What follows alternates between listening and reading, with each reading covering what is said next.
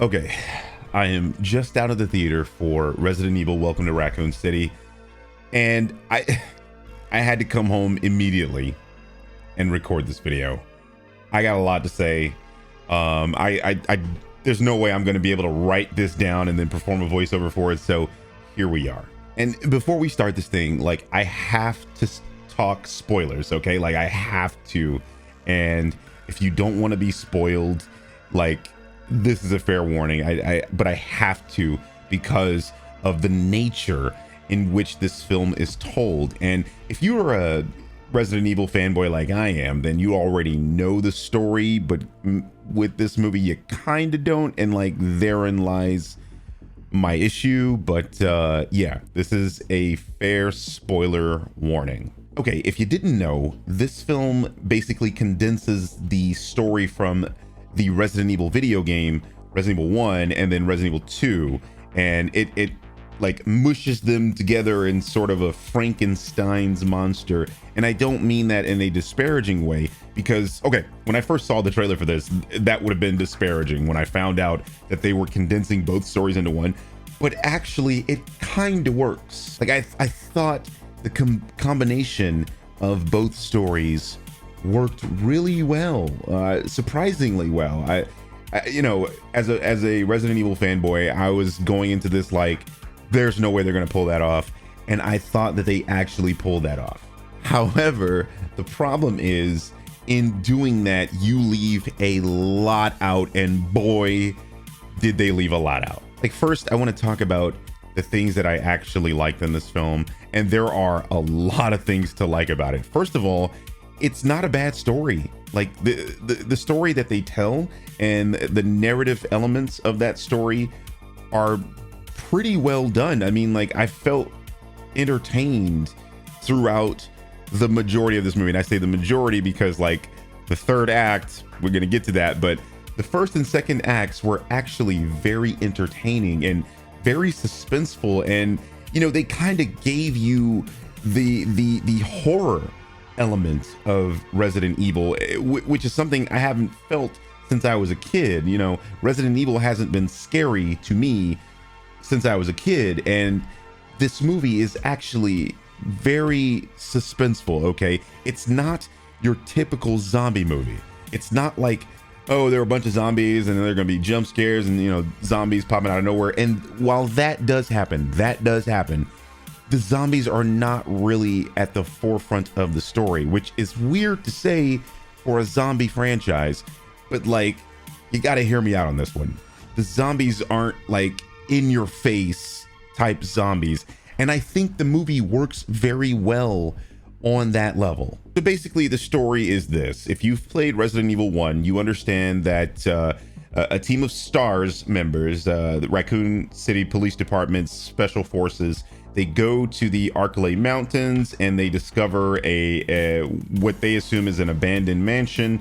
And inside the mansion, they find out that there are a bunch of zombies and monsters and creatures and things like that, and that the mansion itself is a cover-up or a front for an underground lab where they conduct various experiments on human beings and other creatures. And then in Resident Evil 2, the video game, you have Leon S. Kennedy and Claire, and they both descend upon Raccoon City, and in so doing, they find out that the city has been overrun by the monsters and creatures caused by the events that happened in Resident Evil 1. So what's happening in this film is you are condensing both these stories. Like, they are combining them, so these stories are happening at the same time, and this is hit and miss. There are instances where it totally works, and then there are instances where, as a Resident Evil fan, you're just like, yo, that's not how that happened. Why did they do that? Why make this thing look so like the games and have elements from the games? Then they change, like, important elements, only to then wrap back around and get exactly to where the game was. It's a weird way of adapting the source material. I have never seen an adaptation of source material like this. And the crazy part is that sometimes it works and just sometimes you're just like, why did you do that? Why? You didn't, like, you just, oh my God. Like, for example, you have the guy that was at the beginning of Resident Evil 2 in the tanker truck, like the semi, and he's pulling like, I don't know, oil or gas or something. And in Resident Evil 2, he hits what we later find out is a zombie, and he goes out to help the zombie, but the zombie bites him, and then that's how he gets infected, and he's driving the tanker and causes Claire and Leon's accident. The way this story is told, Claire is with him in the truck.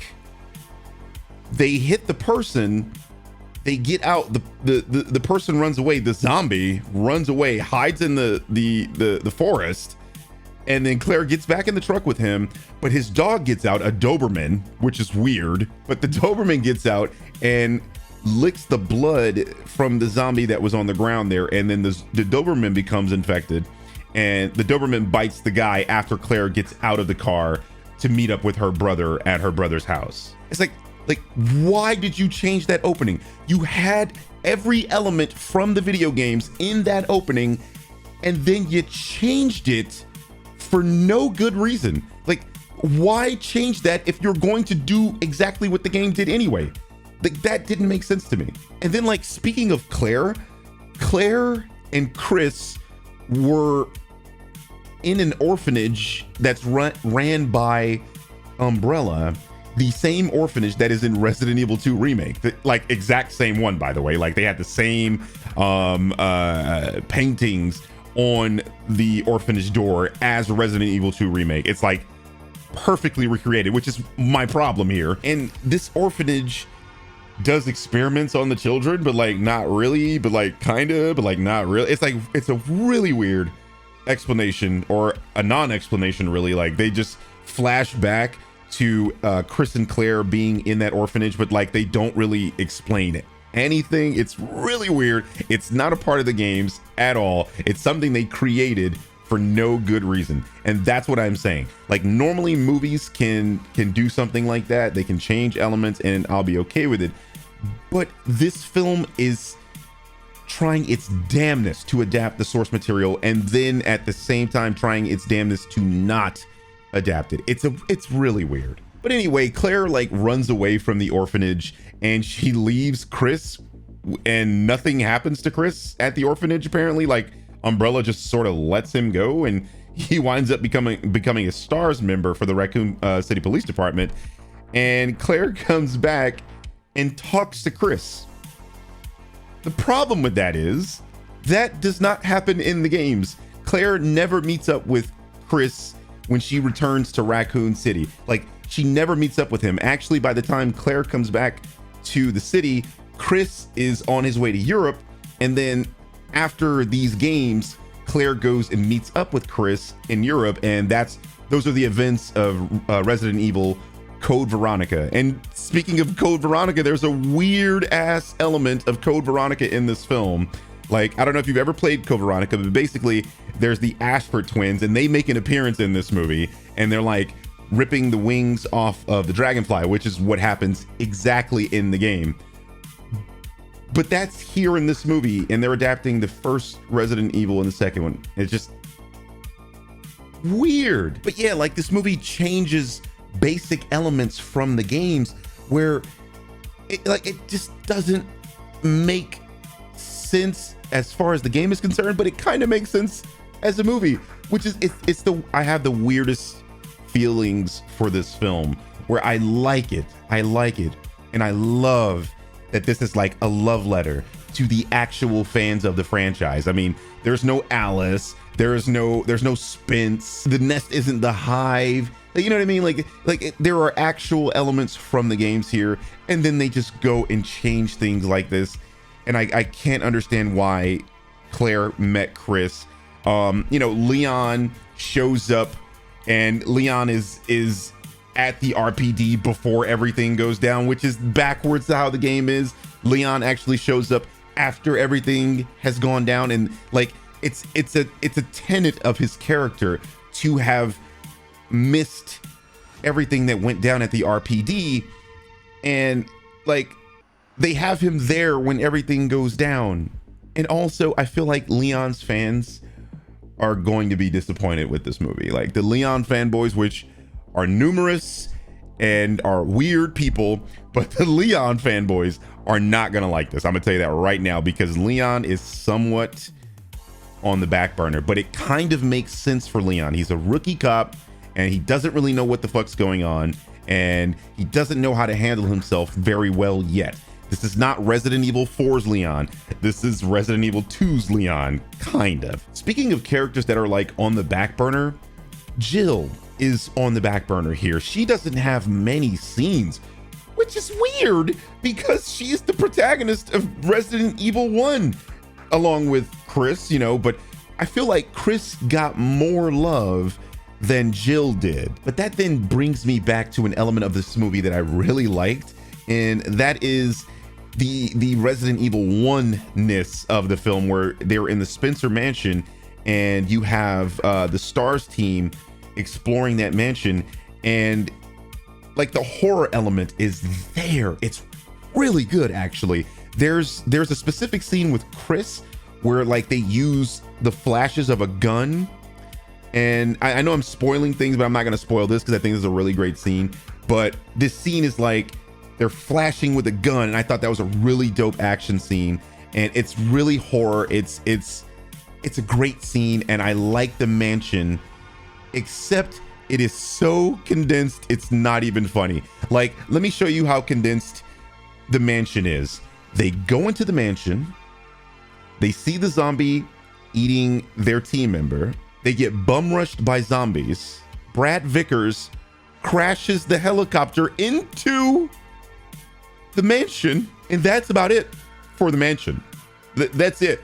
And then the big bad of this movie is William Birkin, but not really. Like they barely fight Birkin, and then there's a scene with Birkin at the end. If you know Resident Evil 2, then you know what happens when Birkin comes into the train, so I won't go any further into that. But it's so condensed. It's, oh my god, this movie is like the diet version of Resident Evil 1 and the diet version of Resident Evil 2, and they somehow mix those into like this weird fucking cola that's a little flat. But overall, I actually enjoyed this movie. I had a good time with it as a film, as a Resident Evil fanboy.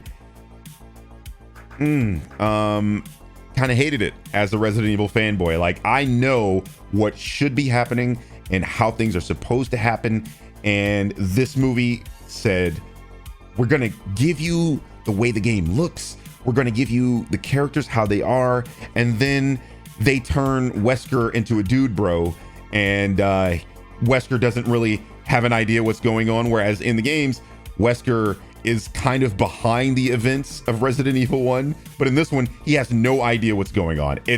I can't understand the changes made to the source material when they're trying their damnness to stick to the source material. It's so weird. Okay, like I had to come and make this video and talk about it like this, and you see how fucking all over the place I am, but that's how the movie is. It's like, it's really good as visual adaptation, but like getting the story right, I think they dropped the ball really hard, and they also dropped the ball on those special effects, because holy fuck, this movie looks really bad when they're doing CGI. The CGI is blatantly fake. They look half done. Like, you know, when you watch a Marvel movie or the trailer for a Marvel movie and you go, okay, those effects aren't done.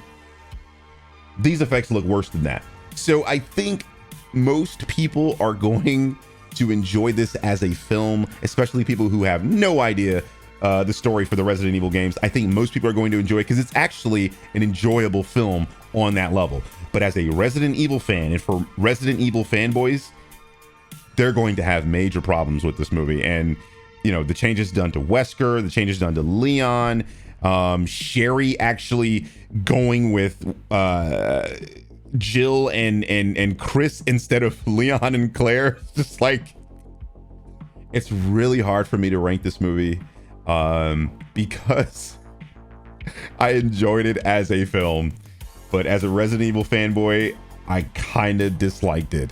So